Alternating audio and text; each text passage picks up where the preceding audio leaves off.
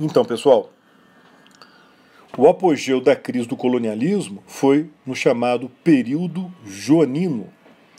O termo é usado para se referir à época em que Dom João governou efetivamente Portugal, primeiro como príncipe regente, depois como monarca oficial.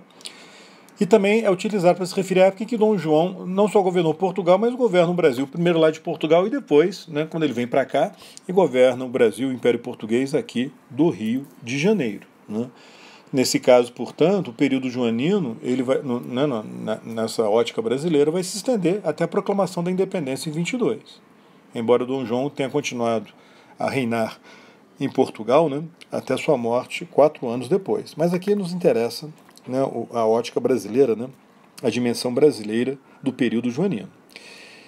Então, dividido em 2 fases, naquela regência de Dom João, ainda no reinado de Dona Maria I, de 1799 a 1816, e o reinado propriamente dito oficial de Dom João VI, de 1816, aqui no Brasil até 1822 e em Portugal até 1826. Foi no período joanino que estouraram as guerras napoleônicas. E Napoleão lança o bloqueio continental francês contra a Grã-Bretanha, proibindo a Europa de praticar comércio com os britânicos. A ideia era estrangular economicamente a Grã-Bretanha.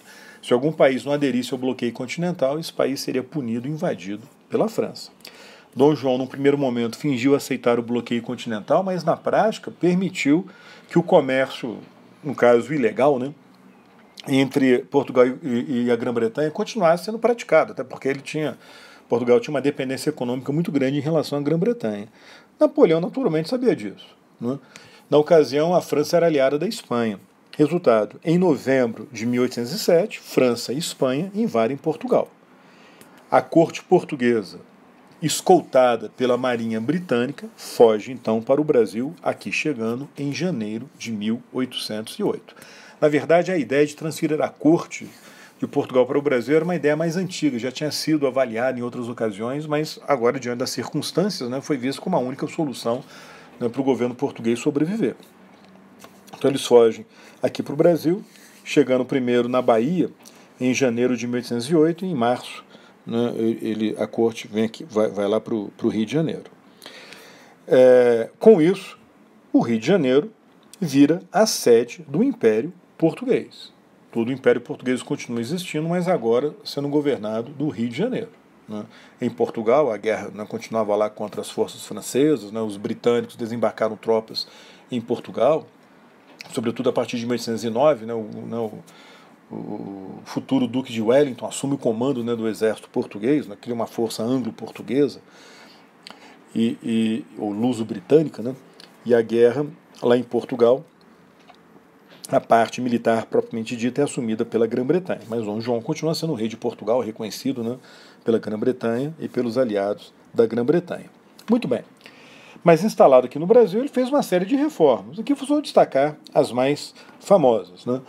A mais importante de todas, pessoal, foi em 1808, já em janeiro de 1808, ainda lá na Bahia, a abertura comercial, a famosa abertura dos portos. O comércio entre Brasil e as nações amigas de Portugal foi liberado. Foi o fim do pacto colonial. Assim, para todos os efeitos, a peça central do ponto de vista econômico do colonialismo português, essa peça foi abandonada. Ela ruiu, que era o controle do comércio da colônia, pelos comerciantes, pela burguesia portuguesa. Isso desapareceu. Além disso, é claro que o comércio seria praticado só com as nações amigas de Portugal no meio das guerras napoleônicas. Qual era a nação principal amiga de Portugal? A Grã-Bretanha. Outros países foram beneficiados também, foi o caso dos Estados Unidos, mas sobretudo a Grã-Bretanha. Então, na prática, o livre comércio foi instalado entre o Brasil e a Grã-Bretanha. No mesmo ano foi lançado um decreto assegurando a liberdade industrial, ou seja, revogando aquele alvará da Dona Maria que proibia indústrias no Brasil. 2 anos depois foram assinados tratados com a Grã-Bretanha, em plena guerra, o Tratado de Comércio, Navegação e Aliança e Amizade, concedendo vantagens comerciais aos britânicos, que pagariam tarifas alfandegárias mais baixas do que as tarifas alfandegárias pagas por outros países, inclusive por Portugal. O produto britânico iria pagar uma tarifa sim, mas seria mais baixa que a tarifa paga pelos produtos dos outros países, o que aumentou ainda mais a presença britânica no comércio brasileiro, no comércio internacional do Brasil. As guerras napoleônicas terminaram, num primeiro momento, em 1814, depois Napoleão foge de Elba, recupera o poder no início de 1815, mas acaba sendo derrotado definitivamente em junho de 1815. Nessa altura, o Congresso de Viena já estava reunido, na prática as guerras já tinham terminado na Europa, só que não tinha mais ameaça francesa em Portugal, só que Dom João não queria retornar para Portugal. O país estava destruído, ele temia um ambiente revolucionário na Europa e ele gostou do Rio de Janeiro. E ele era um monarca absolutista, pessoal. Tinha um poder supremo. Então ele resolve permanecer no Rio, mas ele não queria abrir mão do controle sobre Portugal. Queria governar Portugal a partir do Rio de Janeiro. E, embora a abertura dos portos tenha, na prática, encerrado o colonialismo português, pelo menos no sentido do controle comercial, oficialmente o Brasil continuava sendo colônia de Portugal. Então foi necessário fazer um ajuste para mudar o status oficial do Brasil e justificar a permanência da monarquia portuguesa, do governo português, no Rio de Janeiro. O ajuste foi a criação do Reino Unido de Portugal, Brasil e Algarves. Algarves é o sul de Portugal. Ou seja, oficialmente, o Brasil deixou de ser colônia. E com isso a corte portuguesa permaneceu no Rio de Janeiro e o controle e o domínio que Dom João exerceu sobre Portugal continuou sendo reconhecido internacionalmente. Não, é o mesmo país. É um Reino Unido, separado pelo Oceano Atlântico, uma parte ali na Europa, que é a parte portuguesa, e outra parte aqui na América. Esse é o Reino Unido, essa é a metrópole do Império Português. E as colônias na África, as colônias na Ásia, subordinadas a esse Reino Unido, sediado no Rio de Janeiro. Essa foi a lógica da criação do Reino Unido. Muito bem. Uma situação interessante, porque o Brasil não é mais colônia de Portugal, mas continuava sendo governado por portugueses. Em 1816, Dom João ordena a invasão da Banda Oriental, atual Uruguai, uma área que estava sob o controle da Espanha, mas o domínio colonial espanhol estava desmoronando, e no Uruguai, quer dizer, na Banda Oriental, estourou um movimento separatista, quer dizer, pela independência, e republicano liderado por José Artigas. Dom João temia que o movimento republicano no Uruguai se espalhasse para o sul do Brasil, e ao mesmo tempo Dom João herdou uma tradição portuguesa desde o século XVII, tentar ter uma presença mais forte ali na Bacia do Prata. Então ele junta esse medo do republicanismo, da Revolução Uruguaia, e ao mesmo tempo essa necessidade geopolítica, de uma presença comercial mais importante de Portugal na Bacia do Prata.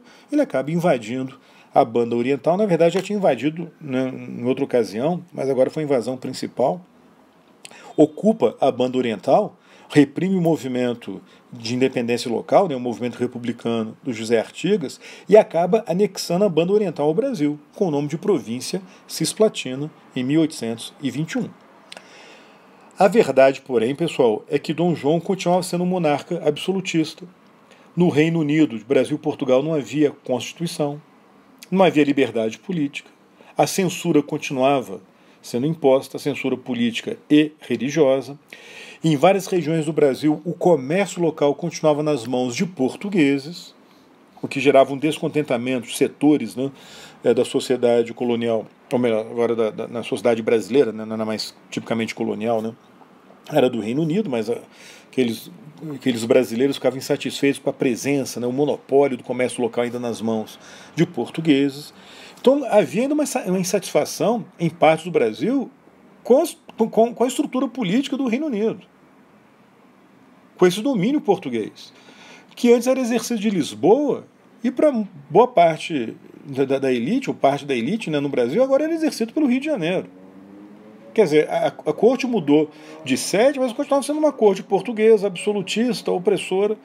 E isso foi muito forte no norte, porque o norte, historicamente, durante o período colonial, vai evoluir separado do sul, até aquela união que foi feita na época do Dom José I, o norte é integrado ao vice-reino do Brasil, e também era muito forte no nordeste. Coincidiu que nessa época uma seca causou problemas econômicos, né, no Nordeste. Estourou uma crise no comércio mundial após as guerras napoleônicas, né, que levou uma retração no mercado de açúcar. Então, o descontentamento em função da crise econômica do Nordeste cresceu ainda mais, né? Isso acabou resultando, aí sim, na primeira revolução de fato que ocorreu no Brasil pela independência, onde um grupo de brasileiros chegou a assumir o poder, a criar um governo revolucionário de brasileiros. Não numa revolução social, mas numa revolução política, de ruptura, né, com o domínio português, ruptura com a monarquia portuguesa. Eu estou me referindo à Revolução Pernambucana. Um movimento de independência republicano e anti-lusitano, influenciado pela Revolução Americana e pelas revoluções hispano-americanas, a independência da América Espanhola. A liderança coube às elites e às camadas médias, mas houve ampla mobilização popular. Os grupos revolucionários tomaram o poder, o grupo revolucionário, né, tomou o poder em Recife, foi criado um governo revolucionário, né, uma república provisória. A revolução se espalhou para o Ceará, para Paraíba, para o Rio Grande do Norte, assustando, obviamente, a comunidade portuguesa local e Dom João VI, né, assustando aí o governo português no Rio de Janeiro. A escravidão foi mantida, mas a radicalização popular deixou as elites divididas. Elas ficaram com medo da Revolução Pernambucana ir além do que eles desejavam, que era estabelecer uma república, né, liberal no Nordeste, separando o Nordeste do restante, né, do Reino Unido, né. Essa divisão das elites foi fatal. O movimento perdeu força e as autoridades portuguesas reprimiram com violência esse movimento. Pernambuco, Ceará, Paraíba e Rio Grande do Norte voltaram ao controle, né, do governo português. Mas você vai deixar uma ferida muito forte no Nordeste, né, que depois vai se refletir na Confederação do Equador de 1824. Dom João conseguiu reprimir a Revolução Pernambucana, mas ele não conseguiu reprimir, pelo menos num primeiro momento, uma revolução que ocorreu na outra parte do Reino Unido, lá em Portugal, a Revolução Liberal do Porto, uma revolução considerada uma revolução burguesa, né, com a intenção de derrubar o absolutismo de Dom João VI e criar uma monarquia constitucional. Só que a revolução tinha a intenção também de conter ou de reverter o processo de abertura comercial do Brasil. Ela vai ter um aspecto político tipicamente liberal, agora um aspecto econômico que tem mais a ver com a ideia de restaurar, né, os privilégios comerciais dos portugueses no Brasil. Mas oficialmente a intenção dela vai ser criar uma monarquia constitucional. As cortes, quer dizer, a Assembleia Revolucionária, assume o poder em Portugal. No início, a Revolução contou com apoio no Brasil não só dos portugueses que aqui residiam, mas também da elite brasileira e até de setores da classe média, que acreditaram no primeiro momento que a intenção da Revolução não era recolonizar o Brasil, restaurar o pacto colonial, restaurar privilégios comerciais portugueses, que a intenção da Revolução no início era manter o Reino Unido, porém com uma monarquia constitucional, com liberdade política, sem absolutismo, né, com um parlamento misto, com deputados brasileiros e deputados portugueses. Tudo bem que o parlamento ficaria lá em Portugal, mas de toda forma seria teoricamente representativo do conjunto do Reino Unido, né? Com esse apoio que a Revolução teve no primeiro momento no Brasil, Dom João se viu forçado a retornar para Portugal. E ele retorna para Portugal em 1821, em abril de 1821. Retornando para Portugal, deixou como seu representante no Brasil seu filho e herdeiro, o príncipe Dom Pedro. E aí começa a regência de Dom Pedro no Brasil. O Reino Unido continua existindo, pessoal. Ainda era uma coisa só. Mas num processo revolucionário, onde foi ficando claro que o sistema, que a ligação do Brasil com Portugal estava ficando cada vez mais insustentável, num quadro bem diferente do que aconteceu nas outras colônias. Porque, repito, o Brasil não era mais colônia de Portugal, mas ao mesmo tempo não tinha o seu próprio Estado nacional. Estava, né, vinculado a Portugal no sistema do Reino Unido. Então foi durante essa regência do príncipe Dom Pedro que ocorreu a crise do Reino Unido, o confronto entre Dom Pedro e as cortes. Passa aqui para outro slide, né? As cortes queriam que Dom Pedro retornasse a Portugal e queriam restabelecer as vantagens para o comércio de Portugal com o Brasil, que foi chamado de medidas recolonizadoras, né, assustando, né, as elites brasileiras. Dom Pedro apoiado pelos brasileiros. Destaque nesse aspecto para a liderança de José Bonifácio de Andrade Silva, que de certa forma virou porta-voz, né, das elites brasileiras junto a Dom Pedro, e a ação da maçonaria. Uma organização secreta, hoje não é tão secreta assim, mas que na época difundia o pensamento liberal. Dom Pedro foi visto pelas elites, né, pelos setores moderados do Brasil, como uma figura necessária para garantir a ordem social contra o radicalismo popular. Havia o temor de uma revolução social. Temia-se que o processo de independência ou de ruptura do Brasil em relação a Portugal gerasse um movimento republicano incontrolável. As elites temiam a radicalização não só das camadas populares livres, mas, como eu falei, né, no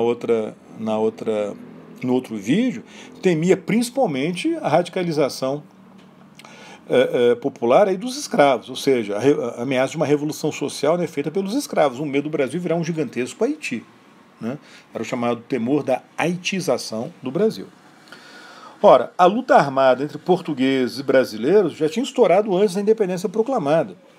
Por exemplo, em Pernambuco, né, no movimento chamado Convenção de Beberibe, estourou o confronto armado entre brasileiros e tropas portuguesas, que levou à expulsão dos portugueses em outubro de 21. Quer dizer, o clima estava literalmente esquentando. Quer dizer, o Reino Unido estava ficando cada vez mais insustentável. A ruptura parecia ser inevitável.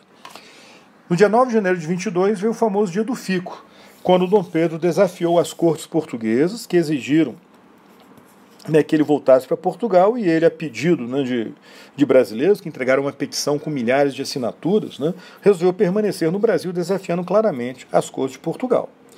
Em janeiro de 22 ele formou o Ministério de Brasileiros, chefiado por José Bonifácio.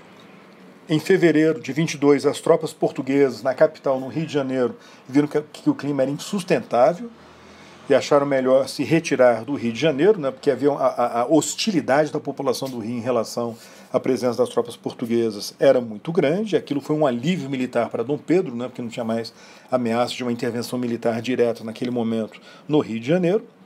Também em fevereiro estourou a Guerra de Independência na Bahia, que só terminaria em 1823, né, um confronto armado entre portugueses e brasileiros. Num primeiro momento, os portugueses levando vantagem, assumiram o controle de Salvador. Foi nessa luta armada, ainda em fevereiro de 22, que ocorreu o episódio, né, da madre Joana Angélica ter sido morta, né, foi assassinada por soldados portugueses, considerada uma das primeiras mártires, né, da causa da independência no Brasil naquele momento. Em maio de 22, um outro momento importante na ruptura, quando Dom Pedro determinou que as ordens das cortes só seriam obedecidas no Brasil com a sua autorização. Pessoal, para todos os efeitos, o Reino Unido já tinha desaparecido, porque Dom Pedro não reconhecia a autoridade das cortes lá em Portugal. Isso ficou mais evidente quando, em junho, Dom Pedro convocou uma Assembleia Nacional Constituinte para elaborar uma Constituição no Brasil. Já era na prática a ruptura. Em agosto de 22, ele fez uma viagem, partiu para uma viagem para São Paulo para resolver um problema local, um conflito político local, e deixou como seu representante, como regente interino do Brasil, no Rio de Janeiro, a sua esposa, Dona Leopoldina. E ela foi nomeada chefe do Conselho de Estado, né, junto com José Bonifácio. Né, quer dizer, o José Bonifácio fazia parte do Conselho, mas ela era a chefe, né, regente interina. Foi então, diante do agravamento da crise, no dia 2 de setembro, que o Conselho de Estado recomendou a independência do Brasil. E a dona Leopoldina assinou o documento que manda para Dom Pedro, lá em São Paulo. Olha, não tem jeito, é ruptura mesmo. Não tem mais como sustentar o Reino Unido. Né? Dona Leopoldina foi uma figura fundamental no nosso processo de independência, aconselhando Dom Pedro a ruptura formal.